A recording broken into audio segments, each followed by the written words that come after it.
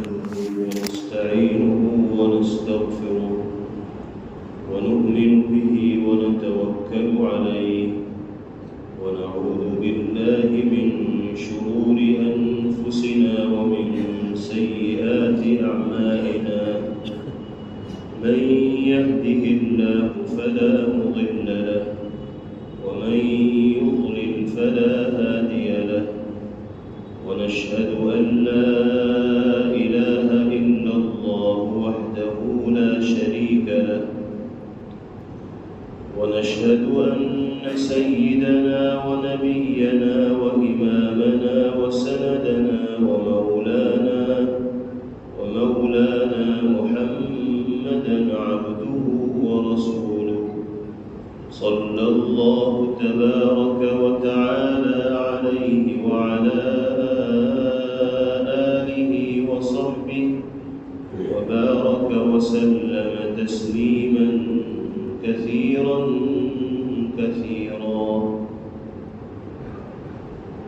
أما بعد فأعوذ بالله من الشيطان الرجيم بسم الله الرحمن الرحيم يا أيها الذين آمنوا إذا لقيتم فئة فاثبتوا واذكروا الله كثيرا لعلكم تفلحون وأطيعوا الله ورسوله ولا تنازعوا فتفشلوا وتذهب ريحكم واصبروا إن الله مع الصابرين صدق الله مولانا العلي العظيم.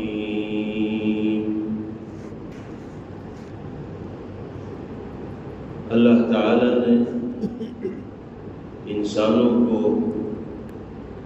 جن انگنت اور بے شمار نعمتوں سے نوازا ہے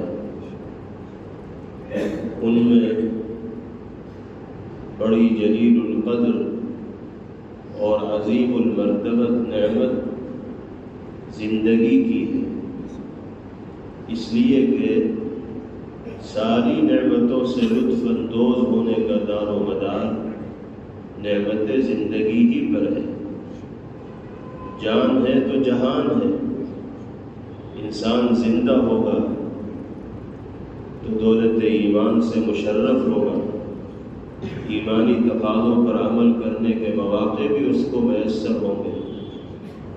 اپنے دامن میں خیر کو سمیٹنے میں بھی وہ کامیاب ہوگا، اور اللہ رب العزت والجلال کی محبوبیت اور تقرب کا مقام حاصل کرنا بھی اس کے لیے ممکن و سہل ہوگا۔ اور زندگی ہی کی نعمت سے انسان محروم ہو جائے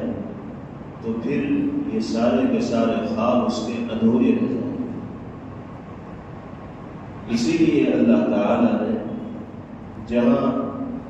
دیگر تمام نعمتوں کی قدر کرنے کی ہدایت دی ہے، وہیں نعمت زندگی کی قدر و منزلت کو سمجھنے کی اور لمحات زندگی کو صحیح مصرف میں استعمال کرنے کی بھی تاکید فرمائی۔ جس طرح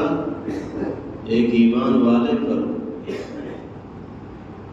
مسلم و مومن ہونے کی حیثیت سے اپنی ذمہ داریوں کو ادا کرنا ضروری ہے، نمازوں کی پابندی ہو، رمضان کے روزے ہو، زکوٰۃ کا اہتمام ہو، دیگر فرائض و واجبات کی ادائیگی ہو، وہی اس کے لیے یہ بھی ضروری ہے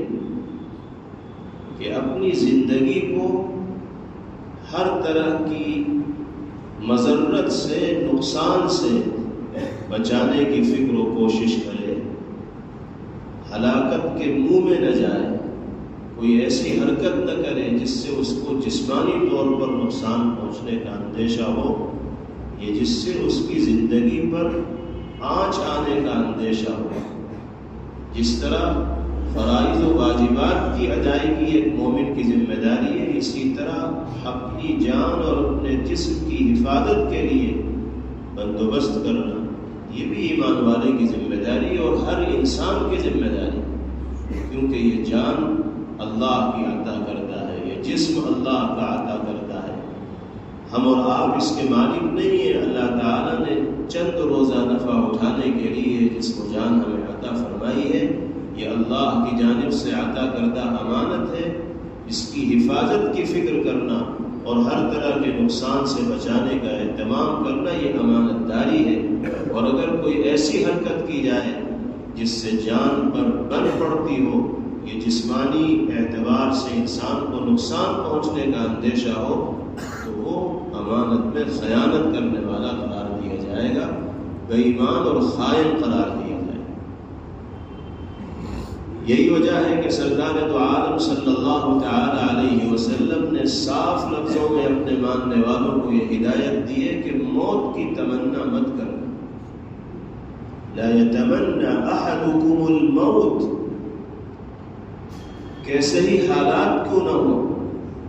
کتنی ہی سختیوں کے اندر تم گرفتار کیوں نہ ہو جاؤ، مرض اور بیماری کے اعتبار سے کتنی ہی شدت کے اندر تم کیوں نہ مبتلا ہو جاؤ، لیکن کبھی موت کی تمنا اور آرزو مت کرو،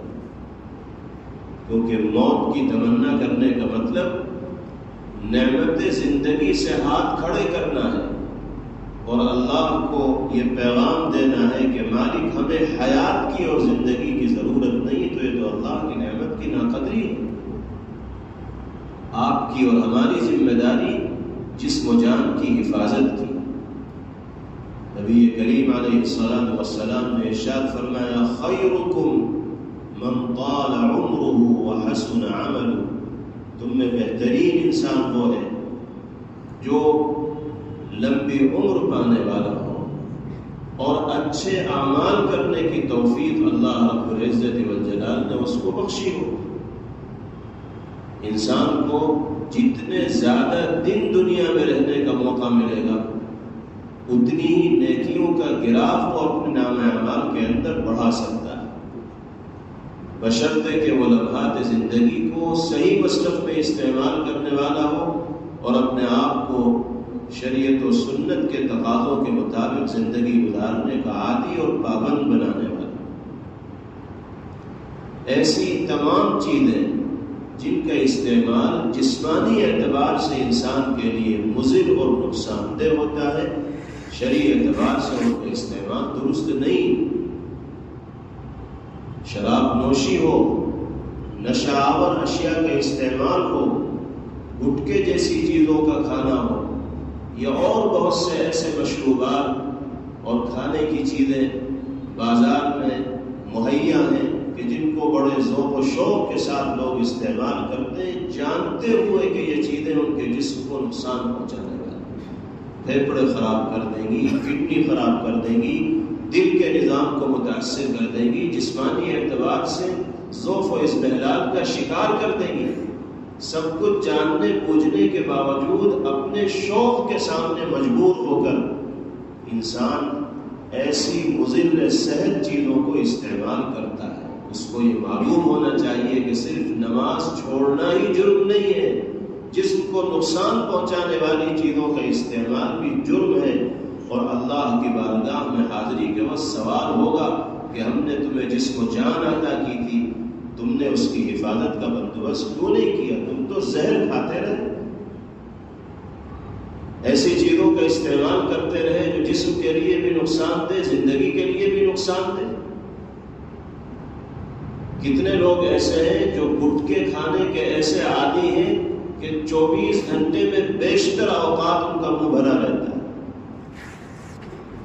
اور بہت سو کا دہانہ سکڑ گیا ہے گٹکے کھانے کی وجہ سے۔ کھانا کھانے میں ان کو دشواری ہونے لگی، معمول کے مطابق لقمے توڑ کر وہ اپنے منہ کے اندر ڈال نہیں سکتے، چھوٹے چھوٹے لقمے بنا کر انہیں ڈالنا پڑتا ہے۔ بعض لوگوں کو تو کھانے میں اور زیادہ دشواری پیش آتی ہے، اس کے باوجود بھی چھوڑنے کو تیار نہیں۔ یہ کیسی عادت ہے اور کیسا شوق ہے کہ جو انسان کو ہلاکت کی طرف لے جا رہا ہے، انسان دیکھ بھی رہا ہے لیکن باز آنے کو تیار نہیں۔ اللہ رب العزت والجلال والجلال کے یہاں ان تمام چیزوں کے بارے میں سوال ہوگا. اور اگر انسان نے اپنے جسم و جان کی حفاظت کی فکر نہ کی ہوگی تو جواب دہی اللہ رب العزت والجلال کی بارگاہ میں دشوار ہو جائے گی. اسی وجہ سے نبی کریم علیہ الصلاۃ والسلام نے ایک ہدایت یہ دی، جان کی حفاظت ضروری ہے، جان پہ کھیلنا نہ چاہیے. آپ نے فرمایا لا تتمنوا لقاء العدو واسألوا اللہ العافیہ. فرمایا کہ کبھی دشمن سے مقابلہ آرائی کی تمنا مت کرنا، اللہ سے عافیت کا سوال کرنا، کیونکہ دشمن سے مقابلہ آرائی کی نوبت آئے گی تو جان پہ کھیلنا پڑے گا. حتی الامکان کوشش کرو کہ مقابلہ آرائی کی نوبت نہ آئے اور جان کی بازی نہ لگانی پڑے، تاکہ جان محفوظ رہ سکے، جسم محفوظ رہ سکے. آج کل تو بہت سے اس طرح کے کھیل بھی رائج ہو گئے ہیں کہ جن پر جان پر کھیل کر انسان ان کھیلوں میں حصہ لیتا ہے. بڑی اونچائی سے نیچے کی طرف کودا جاتا ہے اور پانی کے اندر چھلانگ لگائی جاتی ہے اور باریک سی رسی کے اوپر چلا جاتا ہے اور اسی کو لوگ کمال سمجھتے ہیں. ذرا سا بیلنس اونچا نیچا ہوا تو کہیں سے کہیں پہنچیں گے اور جان سے ہاتھ دھونا پڑے گا، حادثات پیش آ جاتے ہیں. انسان تو مزے میں لگا رہتا ہے، لیکن اس طرح کی حرکتوں سے وہ اللہ کی بارگاہ میں مجرم و قصوروار بھی قرار دیا جا سکتا ہے. پیغمبر علیہ السلام تو یہ فرما رہے ہیں کہ جان کی حفاظت کی فکر تمہارے دل کے اندر ہونی چاہیے. دشمنوں سے مقابلہ آرائی کی بھی تمنا اور آرزو مت کرو، اللہ سے عافیت کا سوال کرتے رہو. عافیت وہ کلمہ ہے جس میں ہر طرح کی خیر جمع ہے اور اکٹھی. لیکن اس کے بعد والے جملے میں آپ نے ارشاد فرمایا وَإِذَا لَقِيتُمُوهُمْ فَاصْبِرُوا وَاعْلَمُوا أَنَّ الْجَنَّةَ تَحْتَ ظِلَالِ السُّيُوفِ. خامخواہ دشمنوں سے مقابلہ آرائی کی تمنا اور آرزو دل کے اندر مت لاؤ، بیکار میں کسی سے مت بھیڑو. لیکن اگر نوبت ایسی آ جائے کہ مقابلہ آرائی کے سوا کوئی چارہ نہ ہو، معرکہ گرم ہو جائے، رن پڑ جائے اور دو بدو ہونا ضروری ہو جائے تو بس اب جم جاؤ، اب آگے پیچھے نہیں دیکھنا ہے. مضبوطی کے ساتھ سیسا پلائی ہوئی دیوار کی طرح دشمنوں کے سامنے کھڑے ہو جانا ہے اور پھر موت سے نہیں ڈرنا ہے. یہ یقین اپنے دل کے اندر رکھو کہ جنت تلواروں کے سائے میں انسان کو ملتی. اس جملے کے ذریعے آپ نے شجاعت و دلیری اور بہادری کی تلقین فرمائی اور ہدایت دی کہ جب میدان میں اتر گئے اور مقابلہ آرائی کے سوا کوئی چارہ نہیں رہ گیا تو اب بزدلی اور کم ہمتی کا مظاہرہ کرنے کی کوئی گنجائش نہیں ہے. اب تو جو صلاحیتیں اور توانائیاں اللہ نے تمہیں عطا فرمائی ہیں ان کو استعمال کرو اور میدان میں جیت کا علم بلند کرنے کی کوشش کرو. اللہ کی نصرت و مدد تمہارے شامل حال ہے. سکے کے دونوں رخ نبی پاک علیہ السلام نے بیان فرما دی. خام خواہ کسی سے چھیڑ چھاڑ کرنے کی ضرورت نہیں، مقابلہ آرائی کی کوشش کرنے کی ضرورت نہیں، کسی کو پریشان کرنے کی ضرورت نہیں. لیکن اگر کوئی سر پہ چڑھا آ رہا ہو، عزت و آبرو پہ حملہ آور ہو، جان پہ حملہ آور ہو، مال پہ حملہ آور ہو، بچوں پہ حملہ آور ہو تو ہاتھ پہ ہاتھ رکھ کر نہیں بیٹھا جائے گا، بلکہ اللہ نے جو طاقت و قوت دی ہے اس کا استعمال کر کے اپنی جان کی حفاظت کے لیے ضرورت پڑے گی تو جان کی بازی لگائیں گے، مال کی حفاظت کے لیے ضرورت پڑے گی تو جان کی بازی لگائیں گے، بیوی بچوں کی حفاظت کے لیے ضرورت پڑے گی تو جان کی بازی لگائیں گے. اور ایسے مواقع پر جان کی بازی لگانا نہ کسی ملک کے قانون کے اعتبار سے غلط ہے اور نہ شرعی ضابطوں کے اعتبار سے غلط ہے. کسی ملک کا قانون آپ کو اس بات سے نہیں روکتا کہ کوئی آپ کی جان پر حملہ آور ہو تو آپ ہاتھ پہ ہاتھ رکھ کے بیٹھے رہیں اور سامنے والے کو موقع فراہم کر دیں کہ تم میری زندگی سے کھیل جاؤ۔ ہر ملک کا قانون انسان کو اپنی حفاظت کا حق دیتا ہے۔ جب ہم یہ دیکھ رہے ہیں کہ سامنے والا ہماری زندگی سے کھیلنے کے لیے آمادہ ہے اور ہماری جان کے در پہ ہے، تو پھر جو قوت و طاقت اللہ نے ہمیں عطا فرمائی ہے ہم اس کے استعمال سے دریغ نہیں کریں گے، پھر بزدلی اور کم ہمتی کا مظاہرہ نہیں کریں گے، پھر تو ہم سبق سکھائیں گے اور وہ قدم اٹھائیں گے کہ جس کے نتیجے میں نصرت خداوندی ہمارے شامل حال ہوگی اور کامیابی مقدر بنے۔ تو دونوں پہلو اللہ کے حبیب صلی اللہ علیہ وسلم نے اس آیت مبارکہ کے اندر بیان فرمائے۔ اسی موضوع سے متعلق آیت مبارکہ ہے جو آپ کے سامنے تلاوت کی گئی۔ اللہ رب العزت والجلال ارشاد فرماتے ہیں، یا ایھا الذین آمنوا اذا لقیتم فئة فاثبتوا واذکروا اللہ کثیرا لعلکم تفلحون۔ اے ایمان والو، جب تمہارا کسی گروہ سے مقابلہ ہو جائے تو ثابت قدم رہو اور اللہ کا کثرت سے ذکر کیا کرو تاکہ تمہیں کامیابی حاصل ہو جائے۔ اللہ کی یاد سے غافل نہیں ہونا، اس لیے کہ انسان بڑے سے بڑا طاقتور ہو، ہر طرح کے اسباب و وسائل اس کے پاس موجود ہو، لیکن جب تک نصرت خداوندی شامل حال نہیں ہوگی اس وقت تک کامیابی اس کا مقدر نہیں بن پائی۔ اس لیے اللہ سے رشتے کو ہر حال میں مضبوط رکھنا ہے، قدم بڑھانا ہے اللہ کے ذکر کے ساتھ، اللہ کو یاد کرتے ہوئے، تو مالک کی کرم فرمائی شامل حال رہے گی اور انسان کو قدم قدم پر کامیابیاں میسر ہوتی چلی جائیں۔ اسی ضمن میں یہ بھی سمجھنا چاہیے کہ اسلام دشمن طاقتوں کی طرف سے جیسے مسلمانوں کے جان و مال پر حملہ ہوتا ہے، عزت و آبرو پہ حملہ ہوتا ہے، ایسے ہی دین و ایمان پر بھی حملہ کیا جاتا ہے۔ دین و ایمان پر حملہ کرنے والی طاقتیں بھی دنیا میں ہر زمانے میں پائی جاتی رہی۔ جس طرح عزت و آبرو اور جان پر حملہ اور دشمنوں سے مقابلے کے لیے ہمیں میدان میں ڈٹنا ہے اور آپسی اتحاد کا مظاہرہ کرنا ہے، اسی طرح اگر باطل فرقوں سے تعلق رکھنے والے افراد ہمارے دین و ایمان پر ڈاکہ ڈالنے کے لیے میدان میں آئیں گے تو ہم ان سے بھی لوہا لینے کے لیے مضبوطی کے ساتھ میدان میں شریعت و سنت کے تقاضوں پر جمیں گے۔ آج کے دور میں اس طرح کی بہت سی تحریکیں دنیا کے اندر عام ہیں جو مسلمانوں ہی کے درمیان ایسے افکار و خیالات عام کرنے کی کوشش کر رہی ہے جن افکار و خیالات سے متاثر ہو کر ایمان والا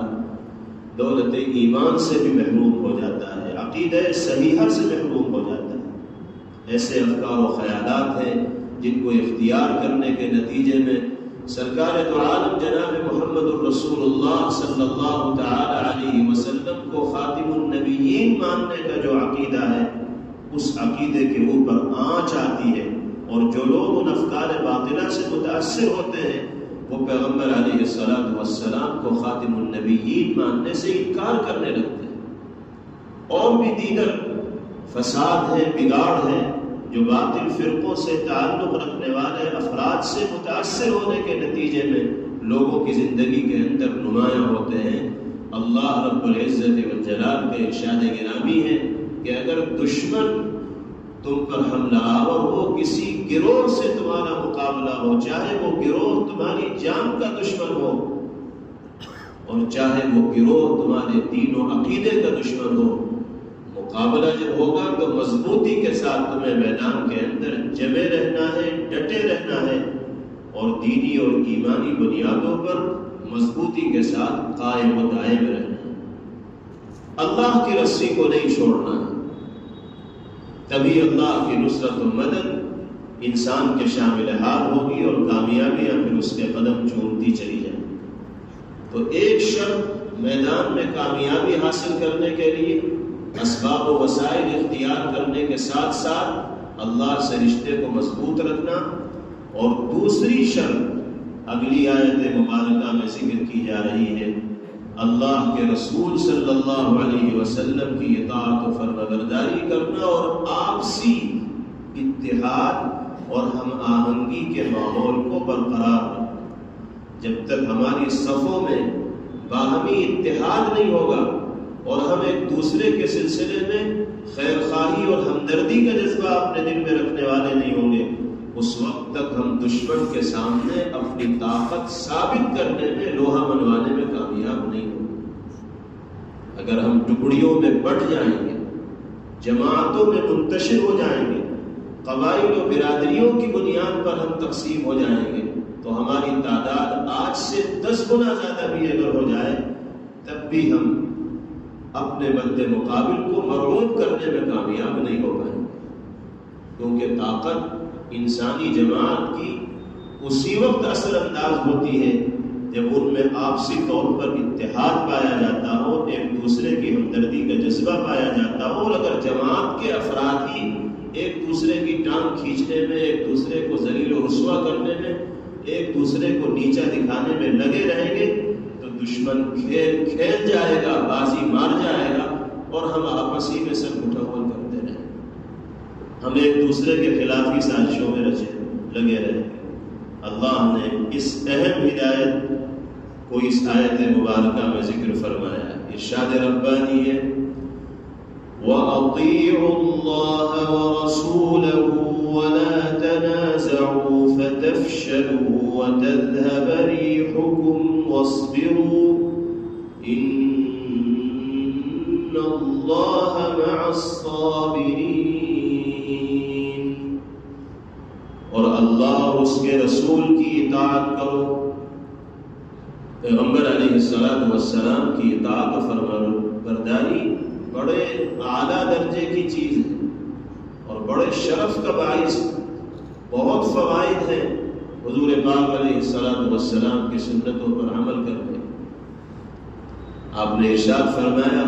من حفظ سنتی اکرمہ اللہ باربع خصال، جو میری سنتوں پر عمل کرے گا، میری اطاعت و فرمانبرداری سے لبریز زندگی گزارے گا، تو اللہ 4 طرح کے کمالات و انعامات سے اس کو سرفراز فرمائیں گے۔ نمبر 1 المحبت فی قلوب البررہ، پیغمبر علیہ السلام کی سنتوں پر عمل کرنے کے نتیجے میں نیک لوگوں کے دلوں میں آپ کی محبت گھر کر جائے۔ یہ کتنی بڑی بات ہے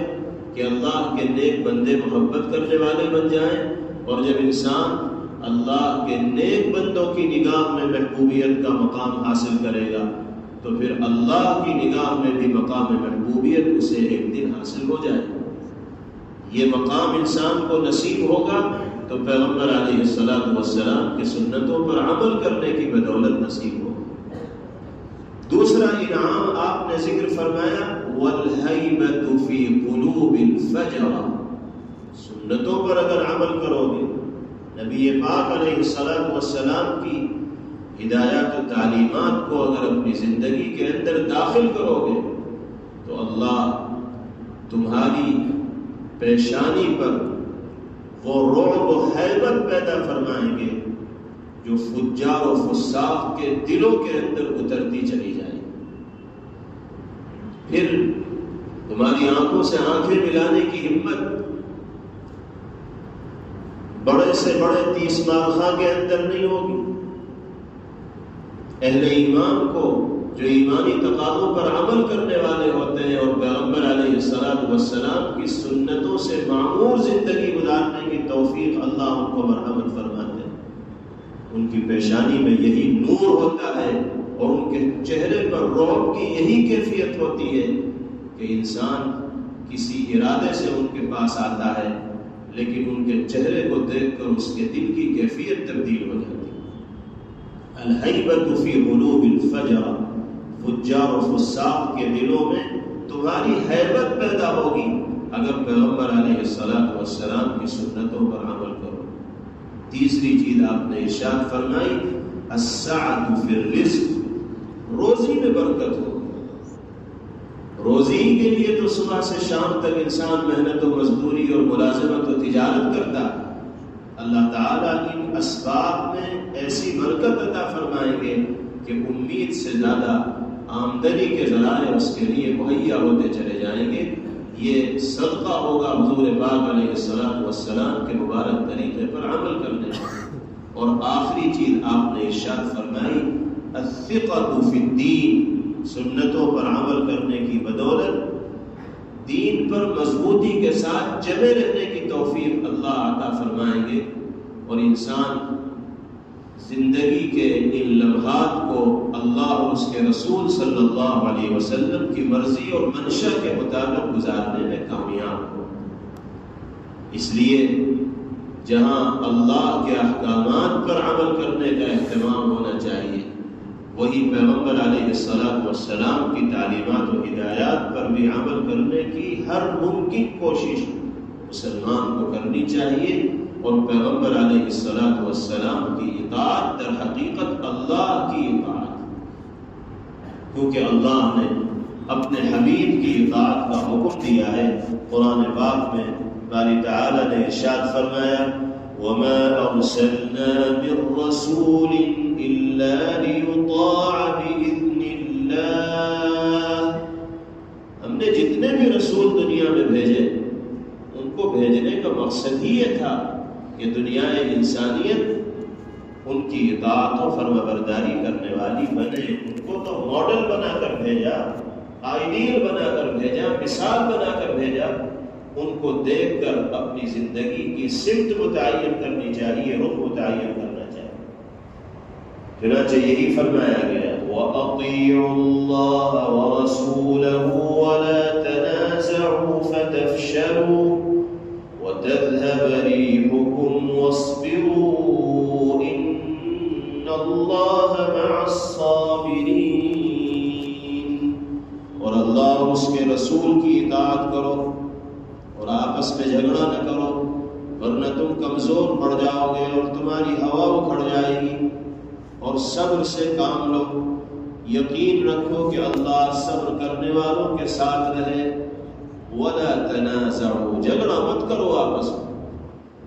ایک دوسرے کی ٹانگ کھینچنے میں مت لگو، ایک دوسرے کو نیچے دکھانے کی فکر و کوشش مت کرو،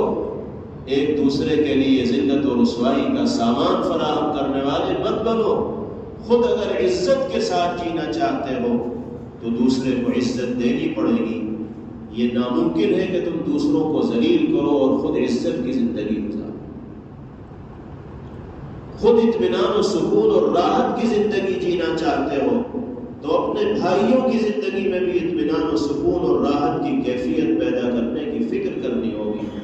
دوسروں کی زندگی اجیرن کر کے کوئی چین کی بانسری نہیں بجا سکتا، کوئی اطمینان کی نیند نہیں سو سکتا۔ بڑے سے بڑے ظالم دنیا کے اندر پائے جاتے ہیں، ظلم و ستم کے بازار انہوں نے چاہے جتنے گرم کر رکھے ہوں، دیکھنے میں وہ چاہے کیسے ہی طاقتور دکھائی دے رہے ہوں، لیکن سچائی یہ ہے کہ چین و سکون و اطمینان سے ان کی زندگی عاری ہوتی ہے۔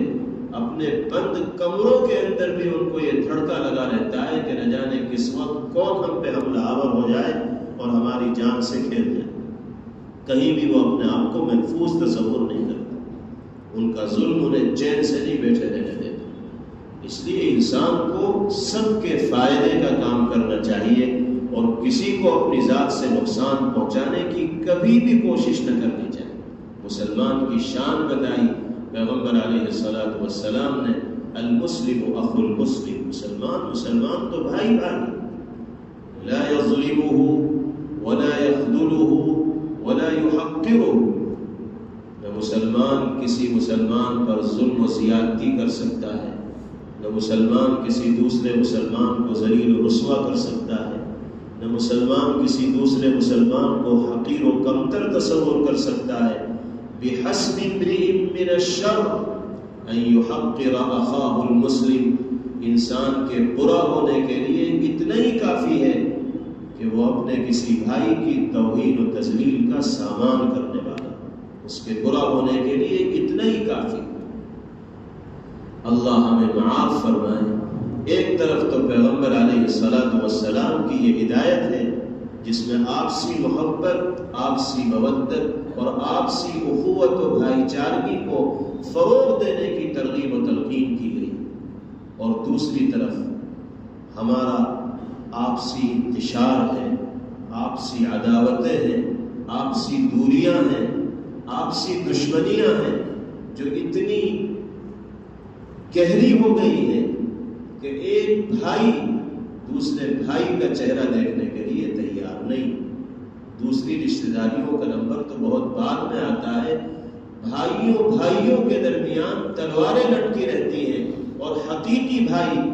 اپنے بھائی کے خلاف سازشیں رچتا ہے، جھوٹے سچے مقدمات عدالت کے اندر دائر کرتا ہے، اور ساری کوشش یہ ہوتی ہے کہ کسی طرح بھائی کو نیچا دکھا دوں، اسے ذلیل کر دوں، اس کی زندگی اجیرن کر دوں۔ یہ اس کے پیچھے پڑا ہوا ہے، وہ اس کے پیچھے پڑا ہوا ہے، دونوں کی زندگیاں آپسی اختلاف کی نظر ہو جاتی ہیں، نہ اس کے ہاتھ کچھ آتا ہے نہ اس کے ہاتھ کچھ آتا ہے۔ اللہ کی طرف سے بلاوا آتا ہے تو جس پہ جھگڑ رہے ہوتے ہیں اس کو چھوڑ چھاڑ کر اکیلے اللہ کی بارگاہ میں حاضر ہو جاتے ہیں، اور پھر 10 سال دنیا میں جو لڑا تھا اس کا خمیازہ ہمیشہ کی زندگی میں ان کو بھگتنا پڑتا۔ آج گھر گھر کی یہ صورتحال، سماج و معاشرے میں اس طرح کی داستانیں عام ہیں، معمولی بنیادوں پر آپسی اختلافات پیدا ہوتے ہیں، اور پھر خلیج گہری ہوتی چلی جاتی ہے، پٹنے کی اور بھرنے کی کوئی شکل دکھائی نہیں دیتی۔ یہ صورتحال انتہائی غلط و خطرناک ہے اور ہر اعتبار سے مضر اور نقصان دہ ہے۔ موجودہ حالات میں جبکہ اسلام دشمن طاقتیں اپنے تمام اختلافات کو بالائے طاق رکھ کر مسلمانوں کے خلاف ایک پیج پہ آ گئی ہیں، ان حالات میں بھی اگر ہم نے آپس میں یکجہتی کا مظاہرہ نہ کیا اور آپسی اتحاد کو فروغ نہ دیا تو پھر وہ کون سے حالات ہوں گے جب ہم آپس میں مل کر ایک مشن کے تحت زندگی گزارنے والے ہیں اور اپنے آپسی اختلاف و انتشار کو ختم کرنے والے ہوں گے۔ اللہ رب العزت والجلال اس آیت مبارکہ سے سبق لینے کی توفیق ہم سب کو نصیب فرمائے۔ اللہ نے اعلان فرما دیا اور اللہ نے جو لکھ دیا وہ پتھر کی لکیر ہے،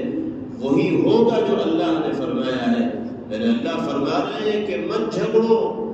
اگر جھگڑو گے تو ہوا اکھڑ جائے گی،